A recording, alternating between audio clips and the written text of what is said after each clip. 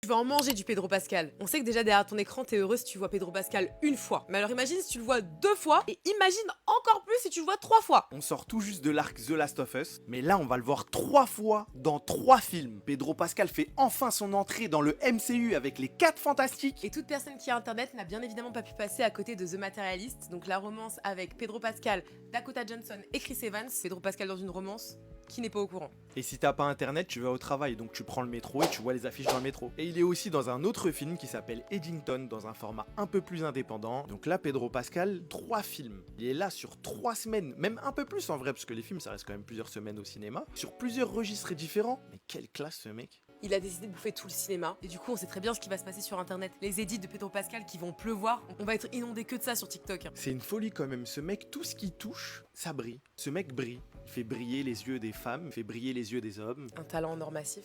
D'ailleurs, la petite anecdote, c'est que j'avais vu un t-shirt The Last of Us, donc avec l'affiche de The Last of Us, Pedro Pascal dessus, et au lieu de The Last of Us, il y avait écrit The Daddy of Us. Je voulais l'acheter, il m'a dit non. Est-ce qu'on peut faire une pétition dans les commentaires? Je l'aime beaucoup, mais c'est pas mon père, quoi. Moi, je préfère le mien.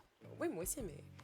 Ah, je lui dirai. Bref, dis-nous en commentaire si t'es fan de Pedro Pascal, si t'es amoureuse de Pedro Pascal, si t'es amoureux de Pedro Pascal. Dis-nous aussi lequel de ces films tu attends le plus, et surtout, oublie pas de like et de t'abonner.